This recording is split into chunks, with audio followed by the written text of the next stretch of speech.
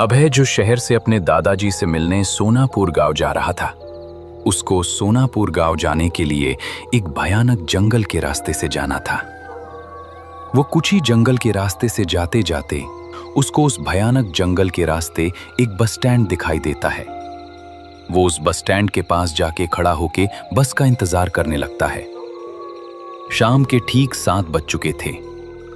अभय इधर उधर देख रहा था कि उसको सोनापुर गांव जाने के लिए कोई बस या रिक्शा मिल सके। जंगल से उसको डरा देने वाले आवाजें आने लगी। ये सब देख के अभय बहुत ही डर जाता है। तभी अचानक दूसरी तरफ से एक इंसान एक हाथ में लालटेन लेके आने लगता है। क्या हुआ बेटा, इस भयानक जंगल के बस स्टैंड पे किसका इंतजार कर रहे हो? और तुम यहां अकेले हो क्या? तुम्हारे साथ और कोई नहीं है क्या? नहीं चाचा, मैं अकेला ही इस बस स्टैंड पे खड़ा हूँ। मुझे सोनापुर गांव अपने दादाजी से मिलने जाना है, इसीलिए मैं यहाँ किसी बस या रिक्शा का इंतजार कर रहा हूँ। लेकिन मुझे इस रास्ते से कोई भी गाड़ी आती हुई दिखाई नहीं दे रही है। बेटा, इतने रात को वो भी सोनापुर गांव, ये तो बहुत ही मुश्किल लग रहा है। तुम्हें इस रास्ते से सोनापुर गांव जाने के लिए अभी इस वक्त और इतने रात को कोई भी गाड़ी या रिक्शा नहीं मिलेगी। अगर तुमको कोई प्रॉब्लम नहीं है तो तुम आज की रात मेरे घर रुक सकते हो। मेरा गांव यही पास में है। चाहो तो तुम मेरे साथ चल सकते हो। कल सुबह होते ही तुम सोनापुर गांव अपने दादाजी से मिलने चले जाना। नहीं चाचा, मुझे किसी भी हालात में आज ही इसी वक्त सोनापुर गांव अपने दादाजी से मिलने जाना है, क्योंकि मेरे दादाजी की तबीयत बहुत ही खराब है। वो आखिरी सांसें गिन रहे हैं। अगर आज मैं उनसे नहीं मिला तो मैं कभी अपने दादाजी को नहीं मिल पाऊंगा। उनकी आखिरी इच्छा यही थी कि मैं उनके मरने से पहले उनके पास रहूं। इसीलिए मेरा आज ही सोनापुर गांव पहुंचना जरूरी है। ठीक है बेटा, तुम्हारी प्रॉब्लम मैं समझ सकता हूं। लेकिन बेटा, अगर तुम्हारी तकदीर अच्छी है और तुमने जिंदगी में किसी का बुरा नहीं किया होगा तो तुमको आज इस रास्ते से कोई ना कोई गाड़ी या रिक्शा जरूर मिल जाएगा। मेरा आशीर्वाद तुम्हारे साथ है। तुम अच्छे से सोनापुर गांव अपने दादाजी से मिलने जा सको। इतना बोल के वो इंसान वहां से चला जाता है। सामने भयानक जंगल और उस जंगल से अजीब तरीके से डरा देने वाले आवाजें आ रही थीं। ये सब देख के अभय डर जाता है। अचानक पीछे से एक रिक्शा आने लगती है। रिक्शा में पिछली सीट पे पहले से ही 2 लोग बैठे हुए थे। रिक्शा आते देख अभय के मन से डर खत्म हो जाता है। अभय कुछ सोचे बिना रिक्शा के सामने आके रिक्शा रोकने लगता है। रिक्शा रोको भाई, मुझे अपने रिक्शा में आने दो प्लीज। रिक्शा रोको। क्या हुआ बेटा, रिक्शा के सामने क्यों खड़े हो गए? क्या तुमको मरना है क्या? भाई, मुझे सोनापुर गांव जाना है। मुझे आपके रिक्शे में आने दो। मैं यहाँ इस सुनसान जंगल के बस स्टैंड पे अकेला ही खड़ा हूँ। मुझे किसी भी हालात में आज ही सोनापुर गांव जाना है। तो क्या मैं आपके रिक्शा में आ सकता हूँ? अरे बेटा, मैं सोनापुर गांव की तरफ नहीं जा रहा हूँ। मैं तो इन 2 लोगों को उनके गांव छोड़ने जा रहा हूँ। ऊपर से मेरे रिक्शा में मैं 2 लोगों से ज्यादा 3 आदमी नहीं बिठाता। तुम एक काम करो, थोड़ी देर में इस रास्ते से कोई ना कोई बस या रिक्शा आ जाएगा। तुम उसी गाड़ी से आ जाना। लेकिन भैया, मैं बहुत देर से बस या रिक्शा की आने की प्रतीक्षा कर रहा था, लेकिन कोई भी गाड़ी, बस या रिक्शा मुझे नहीं मिला। आखिरकार आपका रिक्शा मुझे इस सुनसान भयानक जंगल के रास्ते में मिल गया। तो प्लीज मुझे आपके रिक्शा में आने दो। आपका रिक्शा जहां तक जाएगा वहां तक मुझे आने दो। उसके बाद मैं रिक्शा से नीचे उतर जाऊंगा। ठीक है बेटा, तुम्हारी परेशानी देख के मैं तुमको मेरे रिक्शा में आने दे रहा हूं। जल्दी रिक्शा में बैठ जाओ। अभय रिक्शा में बैठ जाता है। रिक्शा वाले ने रिक्शा चालू किया और उस भयानक जंगल के रास्ते से रिक्शा लेके निकल पड़ा।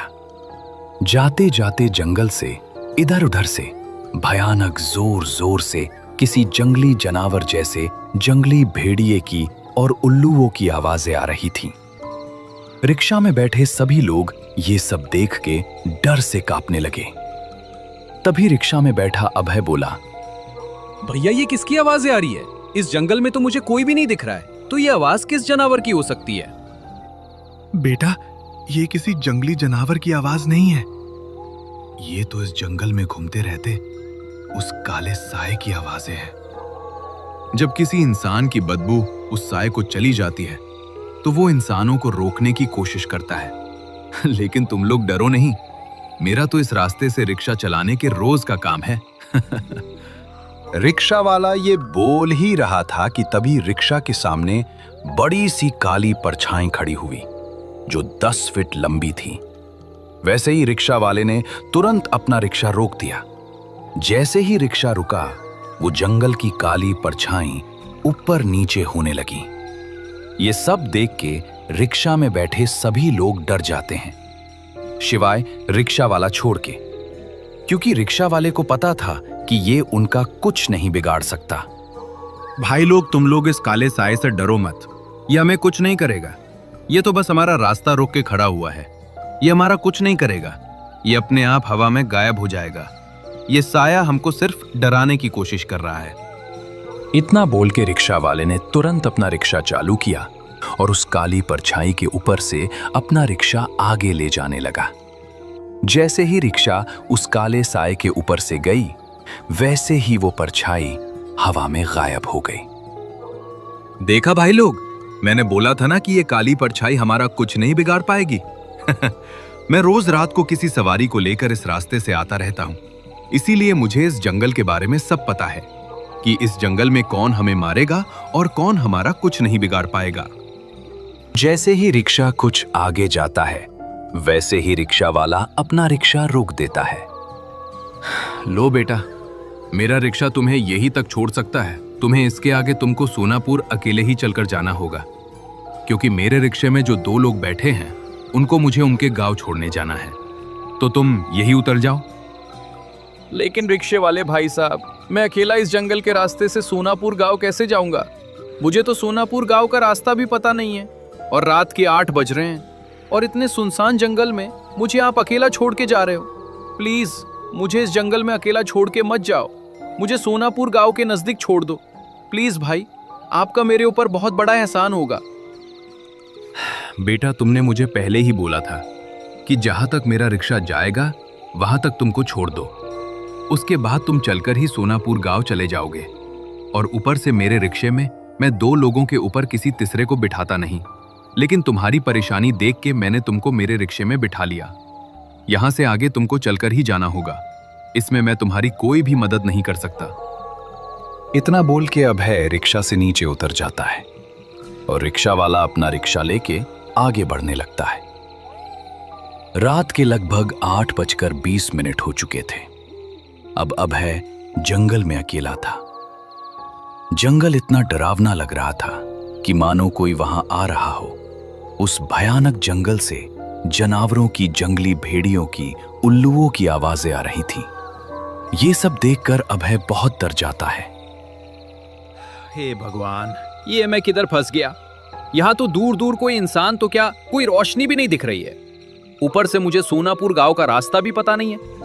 ऊपर से मेरे पास तो आगे का रास्ता दिखाई देने के लिए मेरे पास टॉर्च भी नहीं है जो मुझे आगे का रास्ता दिखा सके। अब मैं क्या करूं? मुझे कुछ समझ नहीं आ रहा है। ये भगवान, मेरे मदद के लिए किसी फरिश्ते को भेज दो। तभी उसके पीछे से एक बैलगाड़ी आने लगती है।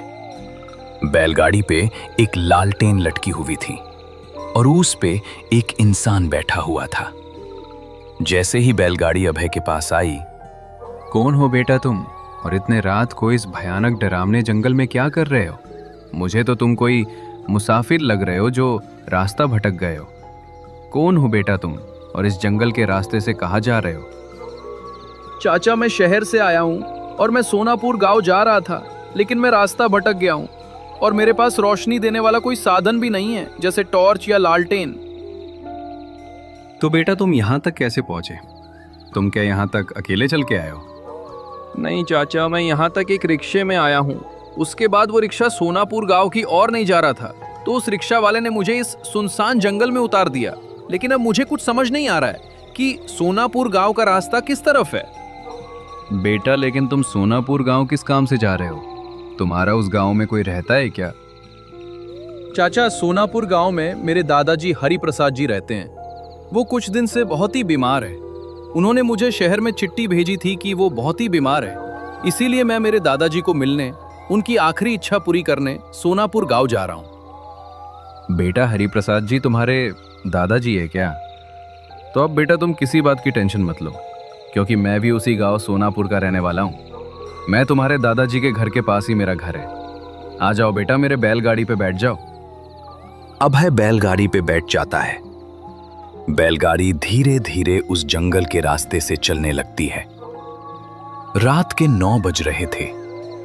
जंगल के झाड़ियों से किसी के चलने जैसी आहट उनको महसूस होती है, जैसे उनके बैलगाड़ी को कोई रोकने की कोशिश कर रहा हो। तभी अचानक किसी की जोर जोर से चिल्लाने की आवाज उन्हें सुनाई दी। चाचा, इतने रात इस जंगल में कौन चिल्ला रहा है? बेटा, यहाँ से सोनापुर गांव की सरहद शुरू हो जाती है। ये सोनापुर गांव का जंगल है। इस जंगल में रात को काले साए घूमते रहते हैं। किसी भी इंसान को कभी भी ये काला साया अपने और खींच सकता है। हम दोनों का नसीब बहुत ही खराब है जो हम इतने रात को, वो भी रात 9 बजे के बाद, वो भी इस सोनापुर गांव के जंगल से अकेले जा रहे हैं। भगवान को मेरा बस यही कहना है कि हमें सुखरूप हमारे गांव पहुंचा दो। लेकिन चाचा, आप इतनी रात को बैलगाड़ी लेके कहाँ से आए? आप कहाँ गए थे?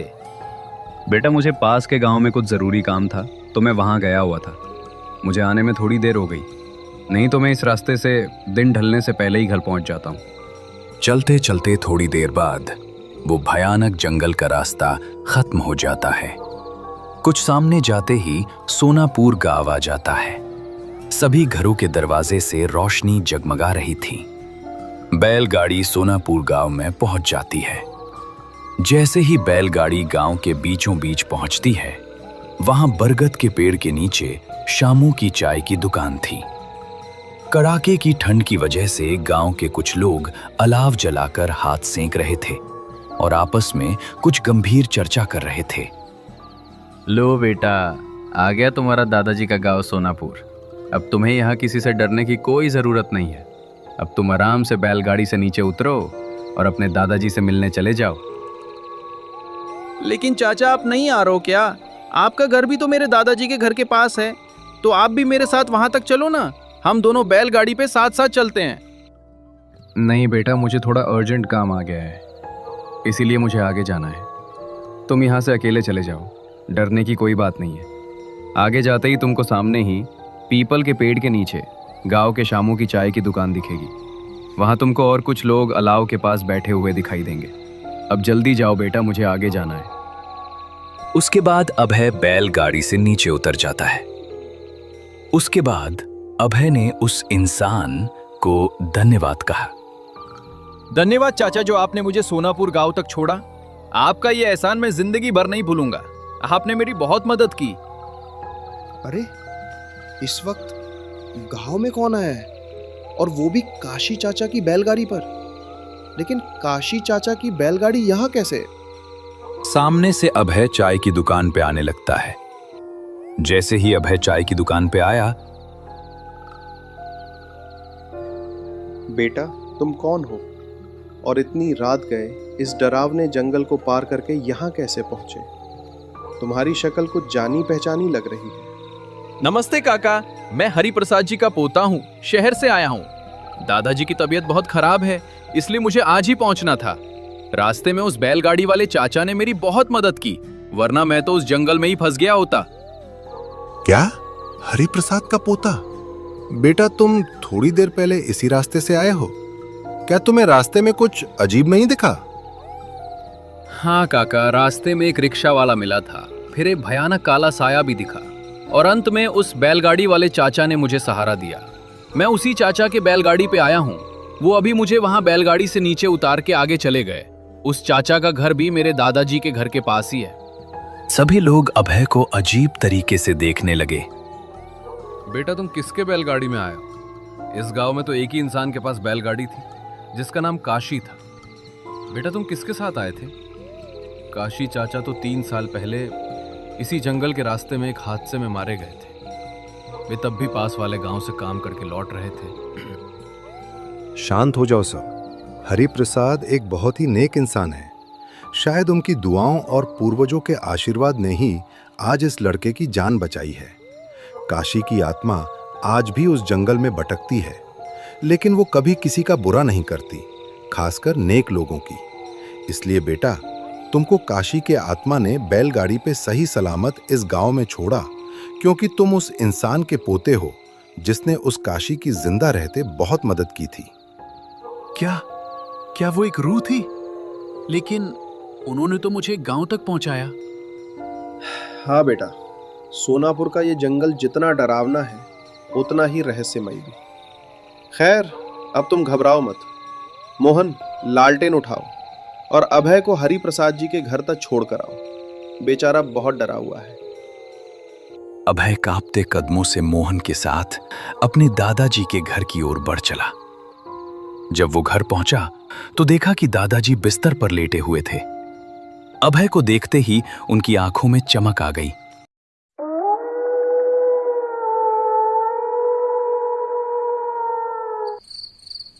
हर इंसान के अंदर कुछ राज छुपे होते हैं, कुछ ऐसे राज जो बहुत वक्त बाद खुलते हैं। यह कहानी रामपुर गांव की है। बरसात का मौसम था और आसमान में बिजली कड़कने की आवाज हर तरफ गूंज रही थी। उसी गांव में दूर कहीं एक छोटा सा ढाबा था जहां कुछ ही लोग जाया करते थे। आज भी वहां कुछ लोग बैठे मौसम का मजा ले रहे थे। रामू भाई, क्या मस्त मौसम है। इस मौसम में तो इस तरह ढाबे की चाय में अपना ही मजा है। हाँ, सही कह रहा है। ऊपर से रात के इस वक्त बिजली भी चली जाती है। ये अजीब मजाक है यार। लेकिन जो भी हो, इस वक्त यहाँ साथ में बैठकर एक अलग ही मजा आता है। सच में मेरा तो दिल करता है कि बरसात के इस मौसम की ये पूरी रात यहीं पर गुजार दूं, यहाँ बैठकर ये पकौड़े, चाय और दोस्तों के साथ। इस सब का मजा ही कुछ और है। और तू एक बात भूल रहा है, जब साथ में रामसुख चाचा की कहानी भी हो जाती है तब तो मजा डबल हो जाता है। वैसे ये चाचा के किस्से सिर्फ झूठी कहानियां नहीं होते, बल्कि उनके सारे किस्से सच होते हैं। अरे छोड़ो भाई, मुझे तो नहीं लगता कि रामसुख चाचा की कहानियां सच होंगी। आजकल के दौर में ऐसा कहाँ होता है, ये भूत चालवा वगैरह। वो तो तू इन सारी बातों पर यकीन नहीं करता, इसलिए ऐसा कह रहा है। लेकिन सच्चाई तो ये है कि ये सारी बातें सच होती हैं। लेकिन ये रामसुख चाचा तो अभी तक नहीं आए। मैंने तो कहा भी था कि थोड़ी देर में ढाबे आ जाना। अच्छा, शोर मत करो, चाचा बस आते ही होंगे। तब तक हम अपना गपशप लगाते हैं। वो लोग हंसी जाक कर रहे थे और उनकी बातों के साथ ही आसमान में बिजली के गरज गूंज रहे थे। और तभी वहां पर रामसुख चाचा ढाबे पर आ जाते हैं। अरे ये लो, रामसुख चाचा भी आ गए। अब तो इस बरसात का मजा आएगा। लगता है कि तुम सबको मैंने आज बहुत इंतजार करवाया। हाँ चाचा, आप सही पकड़े गए। हम आपका ही इंतजार कर रहे थे। लेकिन क्या हुआ, आज इतनी देर क्यों हो गई? आज मुझे घर पर थोड़े काम थे और ऊपर से बिजली भी चली गई, तो इस वजह से थोड़ी देर हो गई। अच्छा, लेकिन हम तो सोच रहे थे कि आज तो आप आएंगे ही नहीं। हमें तो आपकी कहानी के बिना यहाँ कोई मजा ही नहीं आता। मुझे भी यहाँ पर तुम लोगों से बातें करने में बहुत मजा आता है। अच्छा चाचा, हमारी चाय और पकोड़े तो आ गए हैं, बस आपका ही इंतजार था। अब ये बताइए, आज कौन सी कहानी सुनाएंगे? अच्छा, अब मैं आ गया हूँ। तो अब मैं तुम्हें लोगों को एक सच्चा किस्सा सुनाता हूँ। चाचा कहानी सुनाना शुरू कर देते हैं। अच्छा, आज मैं तुम्हें लोगों को अपनी जिंदगी का एक खौफनाक किस्सा सुनाने जा रहा हूँ। ये बात उस वक्त की है जब मैं जवान हूँ। उस दिन तूफानी बरसात की रात थी और पूरे गांव में तेज बारिश हो रही थी। हर तरफ बिजली की कड़क और गरज की आवाजें आ रही थी। और उसी तूफानी रात को मेरी अम्मी की तबीयत भी खराब हो गई। उनका इलाज और दवा दूसरे गांव में रहने वाले डॉक्टर के पास थी। माँ, मैं अभी जल्दी ही आपकी दवाई लेने जाता हूँ, आप परेशान मत हो, आप जल्दी ठीक हो जाएंगी। दीपक चाचा हमारे साथ वाले गांव में ही रहते हैं। नहीं बेटा, तुम क्यों इस बरसात में जा रहे हो? मैं ठीक हूँ। नहीं माँ, ये बारिश तो रोज ही होती है और आप फिक्र मत कीजिए, ये थोड़ी देर में बंद हो जाएगी। मैं जल्दी ही दवाई लेने जा रहा हूँ। रास्ते में अगर कोई रिक्शा मिल गया तो उसी में चला जाऊंगा। उस रात मेरी माँ ने मुझे बहुत रोका, लेकिन मैं उस रात अपनी माँ के इलाज के लिए दूसरे गांव की तरफ जाने लगा। बाहर तेज बारिश का सिलसिला जारी था और उस वक्त गांव का एक भी आदमी वहां नहीं था। मैं बस आगे चलता ही जा रहा था। ये बारिश तो और भी तेज हो गई है, मैं दूसरे गांव तक कैसे पहुंचूंगा? लेकिन जो भी हो, मुझे माँ के लिए वहां पहुंचना ही होगा।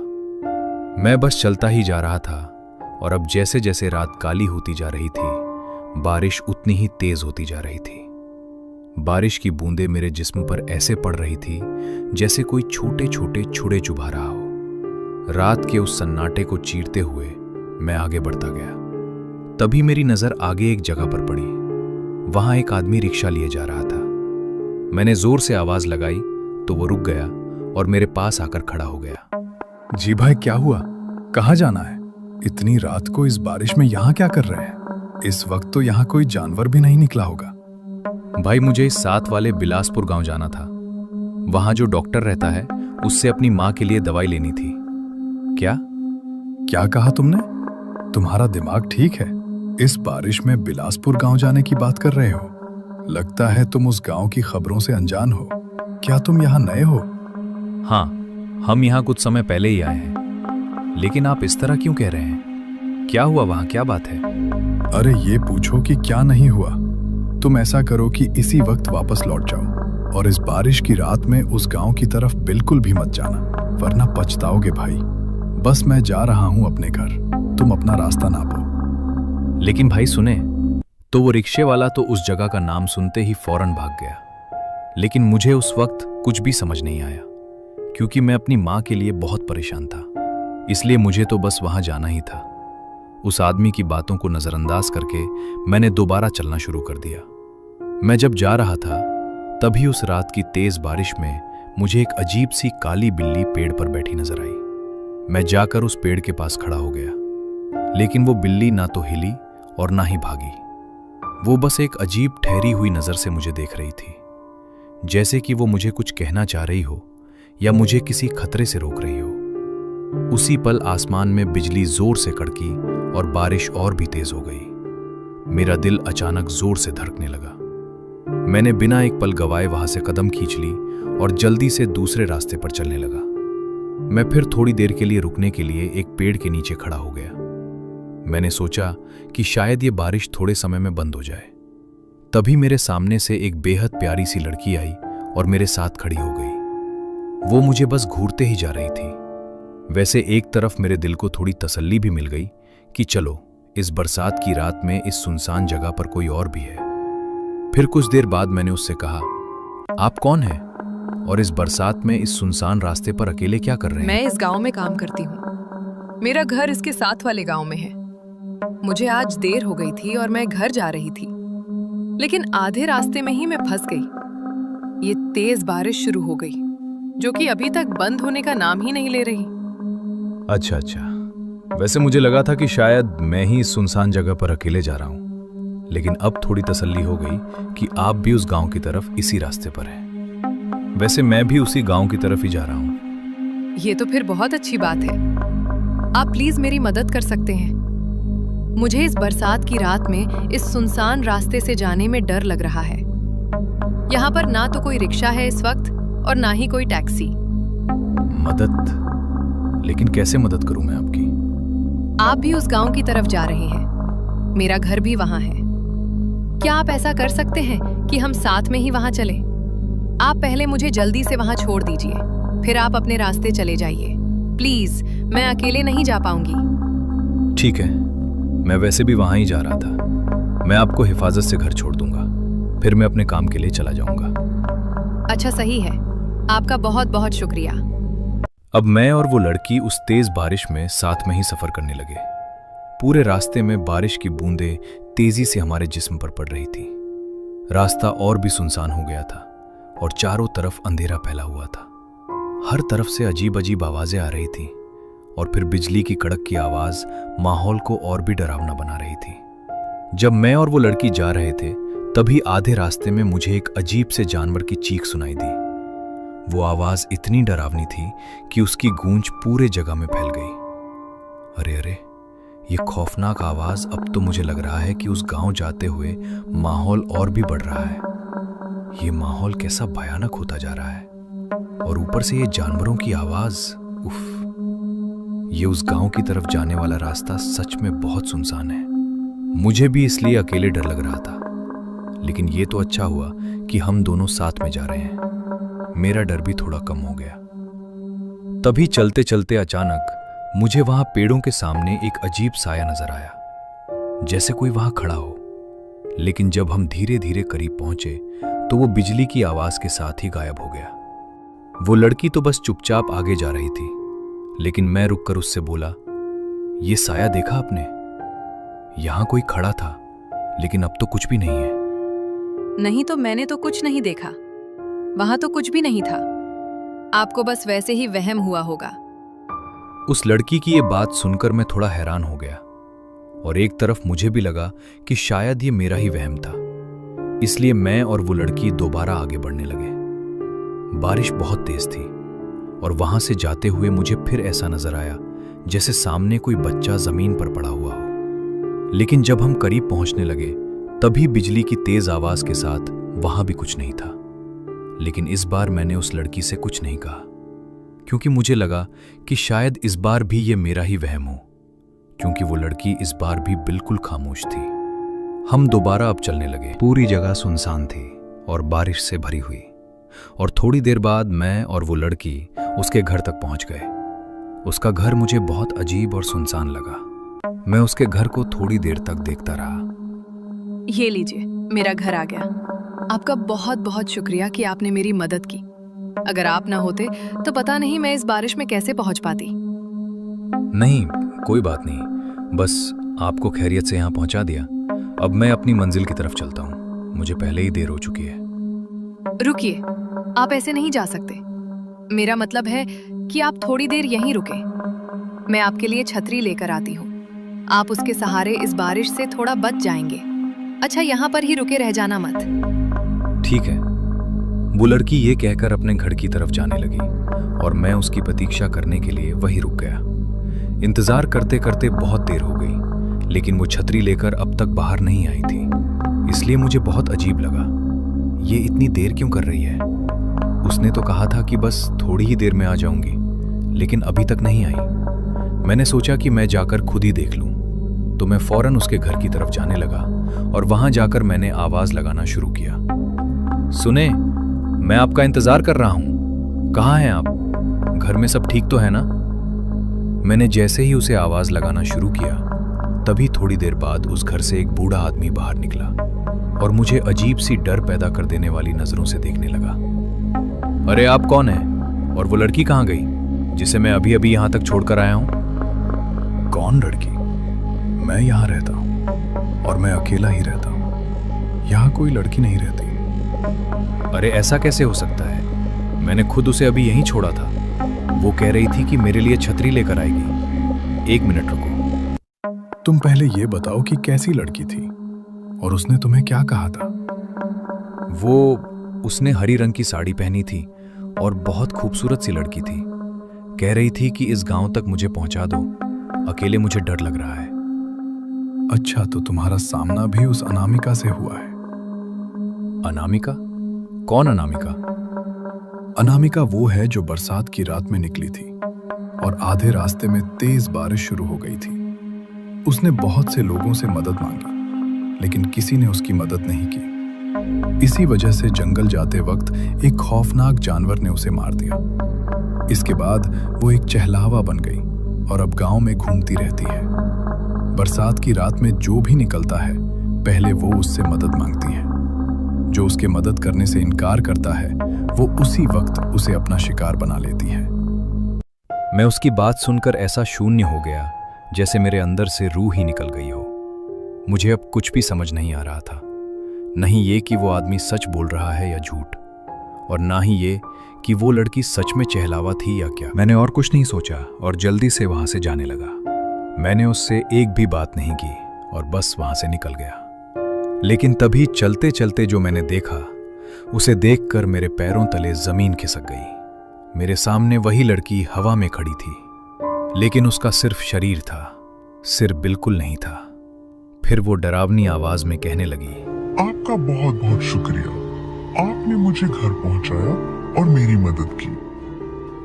उसकी आवाज सुनकर ही मैं डर के मारे वहीं जमीन पर गिर पड़ा और बेहोश हो गया। जब मेरी आंख खुली तो मैं अपने घर पर था और मेरे सामने मेरी माँ बिल्कुल ठीक खड़ी थी। उनकी दवाई भी वहीं रखी थी, मतलब उस वक्त माँ के लिए दवाई भी आ गई थी और मैं भी सही सलामत घर पहुंच गया था। माँ ने मुझे बताया कि कुछ गांव वालों ने मुझे रास्ते में बेहोश पड़ा देखा और मुझे घर पहुंचा दिया। अगर मैं उस रात उस लड़की की मदद ना करता तो मुझे खुद नहीं पता कि मेरे साथ आखिर क्या होता, लेकिन मैं बच गया।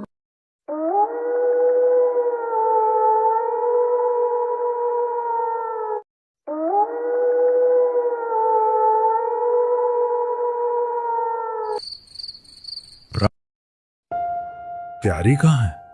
कौन प्यारी? मैं किसी प्यारी को नहीं जानता। वो साइकिल वाला ने जैसे ही ऐसा कहा, एक हंसी जंगल में गूंजी। वो आदमी जमीन पर गिर गया और उसके प्राण चली गई। चाल डोंगरी का किस्सा। ये कहानी किसी किताब की नहीं, ये कहानी है उन रास्तों की जहां कदम तो इंसान के होते हैं लेकिन लौटता कोई और है। ये कहानी है चाल डोंगरी की। आज की ये कहानी आपके रोंगटे खड़ी कर देगी, आपकी सुन्नी बदन पर एक सिहरन पैदा कर देगी। ये कहानी आपको सोने नहीं देगी बल्कि सोचने पर मजबूर कर देगी कि आखिर ये प्यारी है कौन, इसके पीछे का क्या रहस्य है। तो दोस्तों, अपना हेडफोन लगा लीजिए, लाइट्स ऑफ कर दीजिए, चलते हैं और एक भूतिया सफर पर। बंदिया गांव एक छोटा सा गांव है जो घने जंगलों के बीच रहता है। बंदिया गांव से मधुपुर करीब 12 किलोमीटर का रास्ता है। इसी दोनों गांवों के बीच में आता है चाल डोंगरी, जो घने जंगलों और घाटियों से घिरा हुआ है। मधुपुर और चाल डोंगरी के रास्ते में एक पुराना जजर सा ढाबा था। ढाबे पर 3 आदमी बैठे थे। चाय ठंडी हो चुकी थी लेकिन उनके चेहरों पर पसीना था। भैया, मैं साफ कह रहा हूं, वो चाल डोंगरी की प्रेत साधारण नहीं है, और वो महुआ का पेड़। अरे नाम मत ले उस मनहूस जगह का, उसका तो नाम सुनते ही बदन में ठंडी लहर दौड़ जाती है। हाँ भाई, तुमने ठीक कहा है। कल ही वहां किसी अनजान आदमी का शरीर मिला है, बिना खून के। मैंने सुना है वो एक सवाल पूछती हैं कि प्यारी कहाँ है, और अगर गलत जवाब दे दिया ना तो सीधा मौत। आज तक किसी को इसका सही जवाब नहीं पता कि प्यारी कौन है और वो पूछती क्यों है। तीनों चुप हो गए। ढाबे पर सन्नाटा छा गया। उसी वक्त मधुपुर की तरफ से आती दिखी एक पुरानी मोटरसाइकिल। उस पर बैठे थे 2 नौजवान, अभिषेक और रमन। दोनों बैंक कर्मचारी थे। नए नए ट्रांसफर होकर इस इलाके में आए थे। समय करीब 12 बज रहे। अभिषेक, ये इलाका कुछ ज्यादा ही अजीब नहीं लग रहा? अरे यार, नया इलाका है इसलिए ऐसा लग रहा है। अभिषेक यार, जरा देखना, रास्ते में अगर कोई मिले तो बंदिया गांव जाने का रास्ता पूछ लेना। ठीक है रमन। डरते घबराते बातें करते कुछ दूर चलने के बाद दोनों की नजर उसी पुराने ढाबे पर पड़ी। उन्होंने बाइक रोकी और ढाबे की ओर बढ़े। चाचा, बंदिया गांव किधर से जाएगा? अभिषेक का इतना कहना था कि ढाबे पर बैठे तीनों आदमी एक दूसरे का मुंह देखने लगे।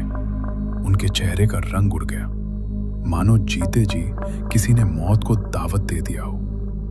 तुम दोनों को मरने का बड़ा शौक है क्या? जानते भी हो कहाँ जा रहे हो? तो तुम दोनों इस इलाके में नए हो क्या? हाँ, हमारा अभी ट्रांसफर हुआ है।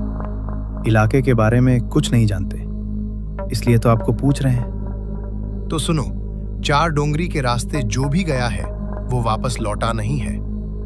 चाचा, क्या है उस चार डोंगरी में? हमें जाना जरूरी है। अगर जा ही रहे हो तो दिन डूबने से पहले वापस लौट आना, वरना अगर शाम या रात हो गई ना तो तुम दोनों अगली सुबह नहीं देख पाओगे। ढाबे वालों के मुंह से ये सब बातें सुनकर दोनों के रोंगटे खड़े हो गए। वो दोनों डरने लगे। लेकिन क्या करें, सीनियर का आदेश है, पालन तो करना ही पड़ेगा। चाचा, हम मजबूर हैं, सरकारी काम है। लोन लेने वालों के घर और जमीन का सर्वे करना है, जाना तो पड़ेगा ही। तो सुनो, एक बात याद रखना, कोई रास्ते में तुम्हें रोके तो गाड़ी मत रोकना। और सुनो, कहते हैं चाल डोंगरी में जाते समय तो कुछ नहीं होता, लेकिन वापसी में एक औरत दिखाई देती है। वो सवाल करती है कि प्यारी कहाँ है। प्यारी? कौन प्यारी? इसका जवाब किसी को नहीं पता। अगर जिंदा लौटना चाहो तो बंदिया गांव में भूषण दा को ढूंढना, शायद वो कुछ जानते हों। और दुआ करना कि प्यारी के बारे में पूछने वाली तुम्हारी नजर में ना आए। हवा तेज चलने लगी, पेड़ों के पत्ते सरसराने लगे। अभिषेक और रमन एक दूसरे को देख रहे थे। उनके सामने रास्ता था और रास्ते के आगे शायद मौत। दोनों धीरे धीरे उस रास्ते की ओर बढ़ गए। जैसे ही बाइक उस रास्ते पर चढ़ी, हवा का मिजाज बदल गया। अभिषेक, तुझे भी लग रहा है ना कि यहाँ हवा कुछ अलग है? हाँ रमन, मुझे भी ऐसा लग रहा है यार। ये जंगल तो बहुत खतरनाक लगता है। अरे यार, तू भी ना उन गांव के बूढ़ों की बातों को दिल पर ले रहा है। मैं तो तेरा मजे ले रहा था।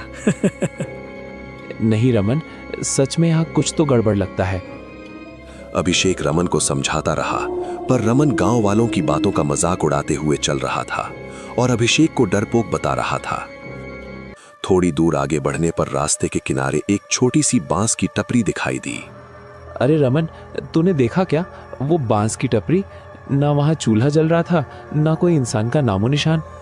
अरे भाई, जंगल की टपरी है, कभी खुलती है कब बंद रहती है, इसमें कौन सी बड़ी बात है। टपरी से थोड़ी ही दूर पर एक बड़ा सा पेड़ दिखा, जो देखने पर बहुत डरावना लग रहा था। जैसे जैसे बाइक पेड़ के पास आती गई, वैसे वैसे दिल की धड़कन तेज होती गई। जैसे ही बाइक पेड़ के बिल्कुल पास पहुंची, एक जोरदार हवा चली। अभिषेक, ये क्या था यार? मैं तो कब से कह रहा हूं तुझे। यार सच में ये जगह ठीक नहीं। अभिषेक, तू गाड़ी मत रोकना। चाहे कुछ भी हो जाए रमन, तू पीछे मत देखना। उसकी हंसी जंगल में गूंज रही थी। कुछ देर के डरावनी सफर के बाद जंगल हल्का हुआ। दूर से कच्चे घरों की छत नजर आने लगी। आखिरकार चाल डोंगरी को पार करते हुए वो दोनों बंदिया गांव पहुंच गए। पर दोस्तों, अगर आप ये सोच रहे हैं कि ऐसा तो कुछ हुआ नहीं जो होना चाहिए था, तो आप गलत सोच रहे हैं। इसके बाद जो कहानी शुरू होगी ना दोस्तों, वो आपके रोंगटे खड़े कर देगी, शरीर में ठंडी लहर दौड़ जाएगी। तो आगे दिल थामे बैठे रहिएगा।